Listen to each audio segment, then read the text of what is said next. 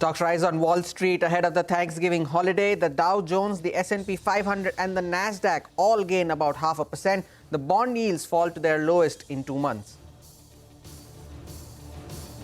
Asian markets are mixed even as Wall Street rallies. The GIFT Nifty is signaling a flat start for the Indian markets. OPEC postpones its meeting to decide on production cuts for 2024, and after a 5% drop overnight, Brent crude recovers to trade around $82 a barrel.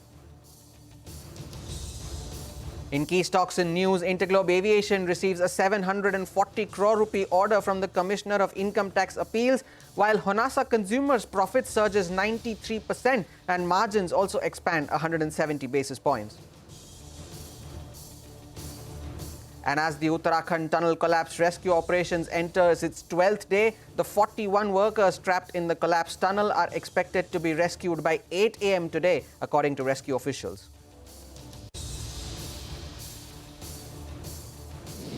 The hopes are rising in Uttarakhand, and we'll bring you all of those updates. Good morning to everyone. This is Power Breakfast on CNBC TV18 and in the Mumbai newsroom. I am Hormuz Fatakia. Let's take a look at how the Asian markets have opened. It's a slightly mixed start to the penultimate day of the week there. The Seng is down almost 1% now after it started off a little weaker. The Taiwan index is slightly flat. The Japanese markets today are shut on account of a holiday, while the South Korean markets, though, are trading higher by nearly 0.5%.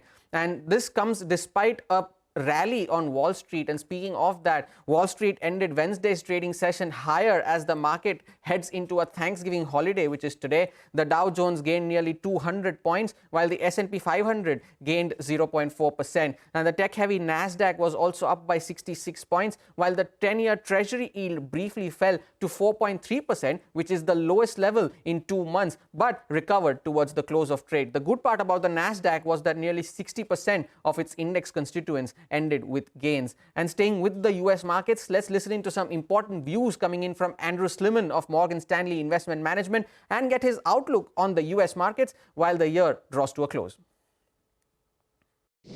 I just think very short term, we've had a very big move up. Maybe we consolidate for the next few days, but I think that will gain enough, resting for another leg higher into year end. Maybe it's a Santa Claus rally, whatever. I think you will see the market breach the summer high before year end, which is closer to 4,600. The market would definitely love a Santa Claus rally, but let's also listen in to Thomas Hoeing, the former president of the Federal Reserve Bank of Kansas, as he gives his outlook on whether a soft landing is likely for the US economy. No one knows for certain, but I think the markets are becoming more confident, and I've seen more economists talking about it as well, that you could achieve a slow growth forward, enough that it brings inflation down below the 3% on both total and core. And if that occurs, I think people will feel more confident that inflation is in check, and that will move the markets up even further and give people a sense of optimism. Of course, the other actions possible are that we're still, in the third quarter, we saw banking non-performings going up. We saw some weaknesses in some sectors. So if we were to encounter a recession, the Fed would not only leave rates as they are, they would probably then tighten, even if inflation was a little high.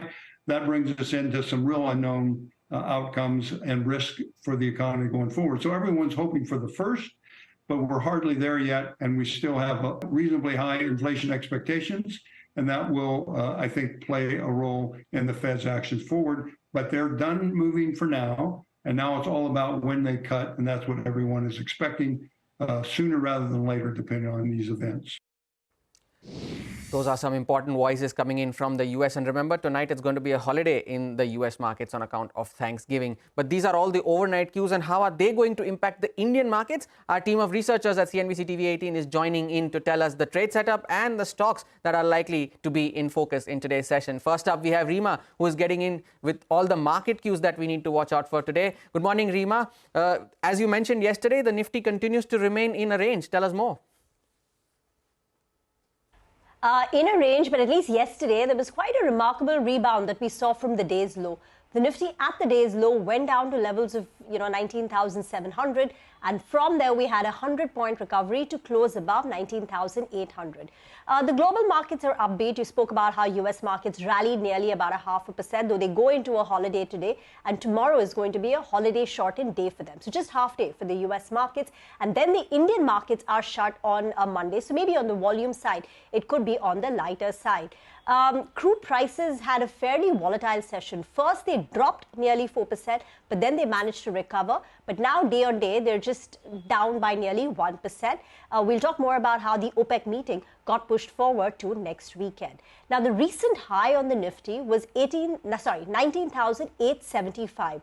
We hit that on the 16th of November. So on the way up, that would be the initial resistance for the markets to conquer. Banks have been floundering a bit. Week to date, the banking index has underperformed the IT index by nearly 1.5%. The IT index has rallied more than 1%. Banks have fallen by 0.3%. In terms of flows, the DII's net bought 721 crore.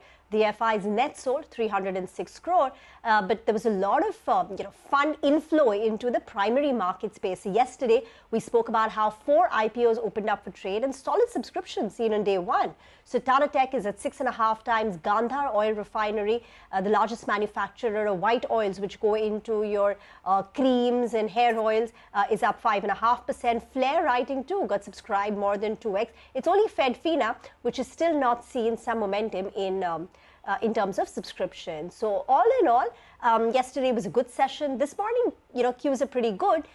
We'll wait to see whether we can, get back above the 19,875, which is the recent high on the Nifty. Back to you. That will be the level to watch out for, as Rima highlighted, 19,875. And incidentally, yesterday was also the first time since the 17th of October that the Nifty closed above the 19,800 mark. Thanks for joining in, Rima. The GIFT Nifty is implying an open of around 9 points higher for the Nifty. Now over to Abhishek, who's joining in with the stocks that we need to watch out for in today's session. Abhishek, tell us more. Well, Homas, to begin with, the Power Grid Committee of Directors on Investment of Projects, in its meeting that was held yesterday, have approved or accorded investment approval for 2 projects. Shalby Limited, they have executed agreement to construct a hospital at Santa Cruz in Mumbai. Welspun Corp, they'll invest about 497.5 crore in Sambalpur of Odisha.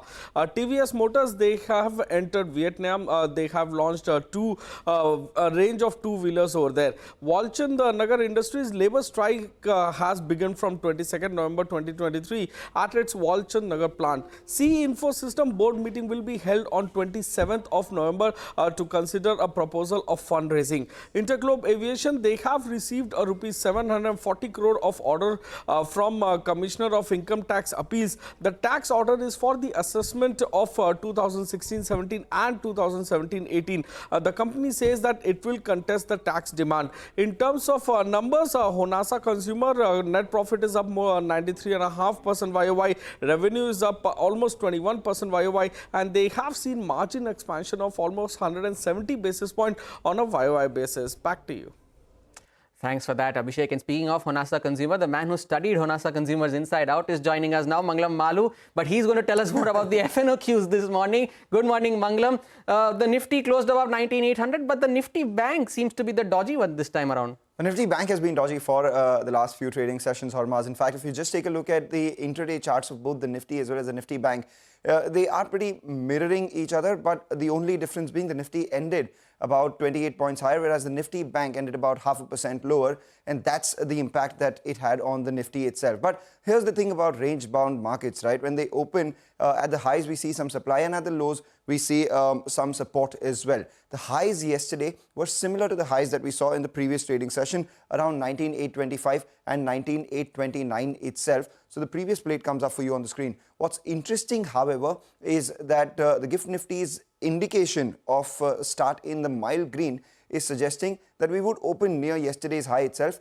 And do we sustain above that or not? In any case, the lows of the market have been defined. The 19,700 mark, which was the low yesterday, and from where we saw a near 100-point recovery, is something that will stand as a support. The Nifty Bank is at an interesting juncture because it is above the 20-day moving average and the 200-day moving average, and it's very near to these supports as well. 43,300 to 43,400 is an important support zone for the Nifty Bank. there were institutional flows in the positive for the second day running for our markets. Both the days it was DII led, and the FIs continue to nibble in index futures as well, close to around 400 crores with the purchase that we saw yesterday. And if you take a look at their action, not as much short covering, but a lot more long build-up is what we saw. 3,700 contracts added, and the longs have inched higher to around 23%. At the start of the week, they were just around 20-odd%. It is a Thursday, which means it is Nifty weekly options expiry. What are the option writers penciling in? 19,850 call has seen a fair amount of writing for close to around 37 odd rupees. Were the markets to cross that initial hurdle of 19,875 odd, there has been a lot of punt buying at the 20,000 call as well. So were we to cross that 19,800, 19,900 mark formidably, we can look at 20,000 as the next leg. At the lower level, 19,750 put has been extremely active. So 19,700 to 19,900 is the range that the option writers eye. In terms of stocks to watch out for, remember there were 11 stocks in F&O ban, 2 of them have come out, so we'll watch out for moves out there. Delta Corp usually moves higher after coming out of F&O ban, and the other one is Vodafone Idea. After a big rally that we saw earlier, now for the second day running, we're seeing some long positions being unwound out there. Thanks a lot, Mangalam, for joining in. And 19,700 to 19,900 is the range that he highlighted as well. Today is the options expiry for the Nifty, but the Nifty Bank is the one that we will keep an eye out for with that 43,300 to 43,400 range. Time for a short break here on Power Breakfast. Up next, we'll get you cues from the commodities market and how the oil prices are trading this morning due to the OPEC meet delay. Stay tuned. We'll be back shortly.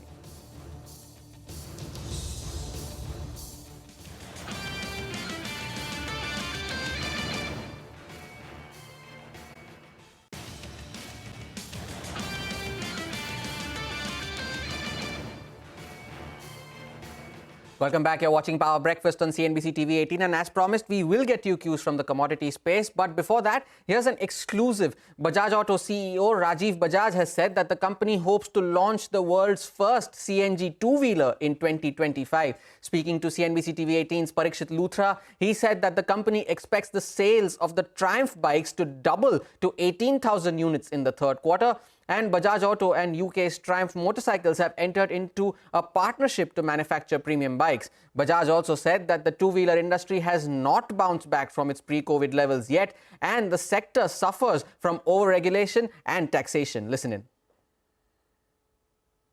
We are taken a little bit by surprise, I must admit.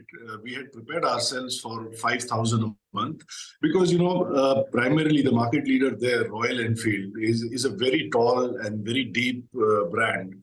All of us have tried over and over again in recent years, but nobody's really been able to make an impact. So our initial capacity, as I had shared with you previously, was for 5,000 a month. And yes, last quarter we have done, I think, 8,000 totally. This quarter, I think we should more than double that to about 18,000, which means an average of 6,000. So out of a capacity of 5,000 a month, we will hopefully be able to squeeze out 6,000 Triumphs on an average every month this quarter. Our industry and two-wheelers in this country has really suffered in recent times, not so much, because of the COVID lockdown, not so much because of commodity price increases, not so much because of the chips and chip shortage, as it has for the fact that it is over-regulated and over-taxed. Rajiv Bajaj there speaking exclusively to CNBC TV18. And now Manisha Gupta joins in with all the updates from the commodity space. Good morning, Manisha. Oil price is hogging the limelight this morning as well. Oh, absolutely, Hormuz. And if you look at the prices, we've seen a high of $98 a barrel in the month of September. And we just seem to be meandering around that $80 a barrel mark right now. Well, the latest trigger clearly has been about the OPEC meeting, which has been shifted from November 26th to November 30th now. That is because Saudi says that it's not satisfied with the oil production level of many of the member countries there. And the markets do believe that even as the OPEC and allies are cutting something like 5 million barrels per day of production right now, that could be deeper and extended beyond to 2023. And that's where the markets are seeing choppiness coming in. Apart from that, the U.S. crude inventories also jumped up by 8.7 million barrels, much higher than the street expectation. That weighed on the prices. So overnight, at one point in time, we saw the crude oil prices decline by 4%. but they settled or closed 2% on the weaker side.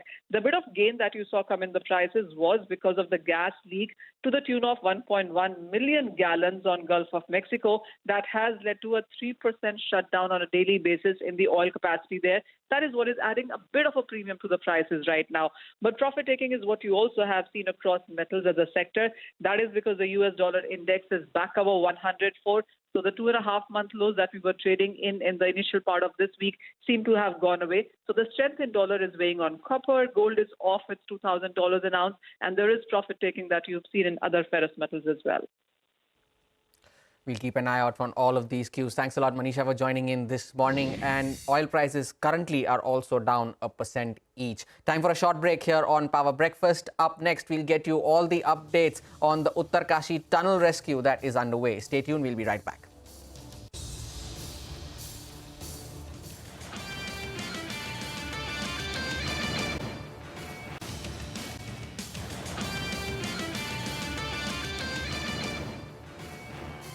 Welcome back. You're watching Power Breakfast on CNBC TV18 and on to the big national story. Rescue operations at the Uttarkashi tunnel site in Uttarakhand has reached its final stretch. The rescuers have already drilled through 45 meters of rubble and are left with less than 12 meters of debris separating them from the trapped workers. The NDRF team is currently working inside the tunnel to evacuate the workers. Ambulances are on standby to take them to the 41-bed makeshift hospital after the evacuation. The rescuers are hopeful that they'll be able to complete the operation by 8 a.m. today. Moving on, and after days of negotiations with Hamas, Israel has finally agreed for a temporary ceasefire, pausing its offensive in Gaza for 4 days. As part of the deal, Hamas will release 50 Israeli women and children held hostage in Gaza. Israel will also free 150 Palestinian women and children from its jails. The deal also entails the passage of more number of humanitarian convoys and relief aid. We have NBC's David Noreja with the latest. The situation is changing as we speak. We just received an update in the last hour from the Israeli National Security Council indicating that the expected hostages for prisoners exchange and accompanying ceasefire that was meant to begin tomorrow, Thursday, is in fact beginning no sooner than Friday. That's what they say. As far as we know, the only changes to the timing, the actual contours of the agreement itself, in which roughly 50 Israeli hostages will be exchanged for some 150 Palestinian prisoners being held in Israeli prisons. As far as we know, that stands. The ceasefire is meant to last 4 days, during which the hostages will be released in stages, and during which also humanitarian aid and fuel will be allowed to enter Gaza. The question now, well, there are a couple of main questions that are yet to be resolved. First of all, the identity of the hostages who will be released, and also, again, the timing. As far as we know, this should happen in the next couple of days, but it's all very fluid. This is an indication of the fact that this agreement, for which there are very high expectations here in Israel, is tenuous and fragile. And as people have been telling me in the days that I've been here repeatedly, it's not real until it's real and until we see those first hostages released. Back to you.